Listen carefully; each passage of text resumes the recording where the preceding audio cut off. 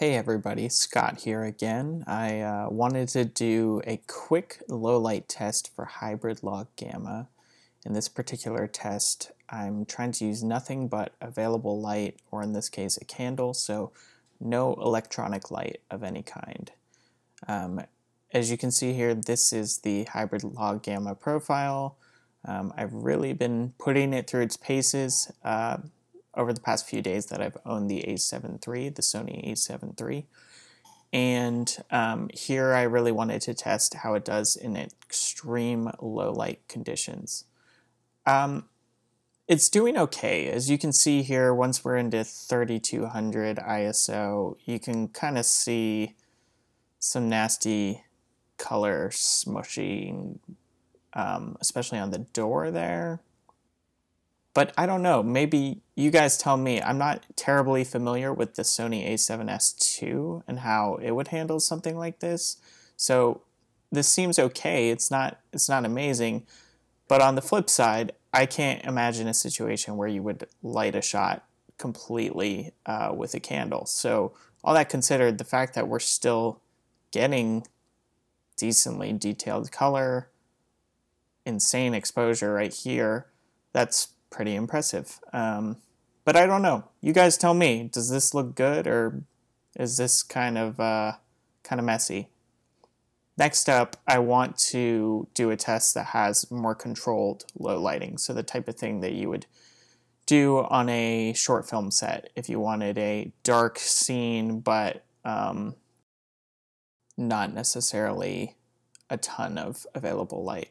So here I'm comparing with Cine 4 because I've been told S-Log, and as we probably can figure out by now, S-Log, especially in 8-bit, does not handle low light well. Cine 4 is pretty good out of the box, so I thought this would be a good comparison with HLG3, and it's looking okay. It's not bad. You're not getting as much saturation in the colors, but in a way, it kind of looks like a better image. And again, I'm curious what you guys think about this comparison. But Cine 4 so far does not look too terrible for these extreme ISO settings.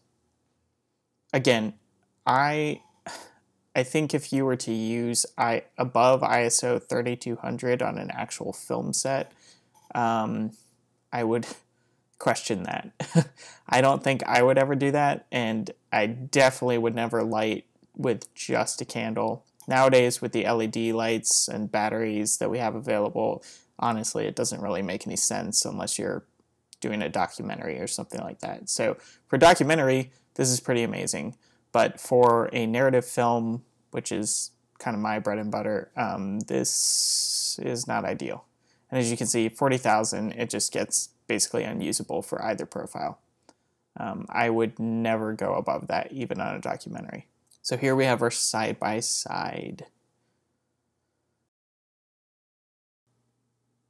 It looks like we're getting a little more exposure out of Cine 4, but that might just be the grade. I did a slightly less extreme grade on Cine 4 in terms of saturation and shadows.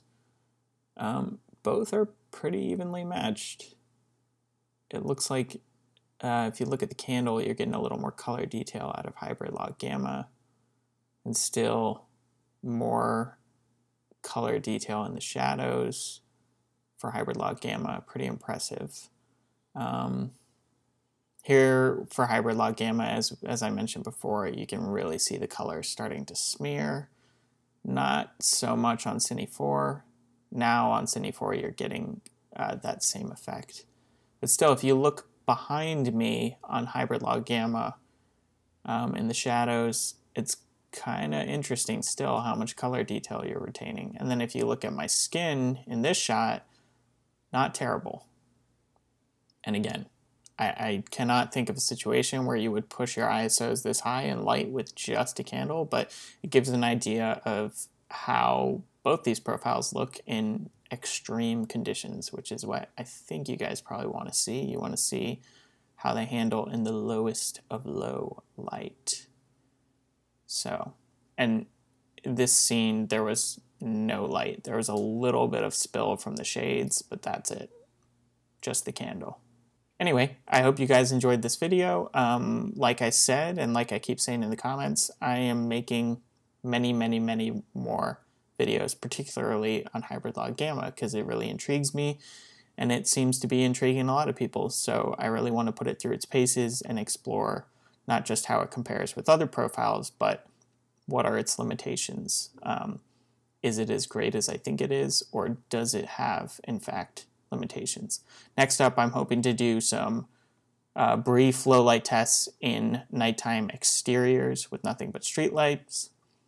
And then I also want to do some low light tests with actual lighting conditions like you would see in a short film or feature film. All right, thanks for watching, guys. Really appreciate it. Please comment, like, share, subscribe, and you can follow me on Instagram and Twitter, and you can see those links below.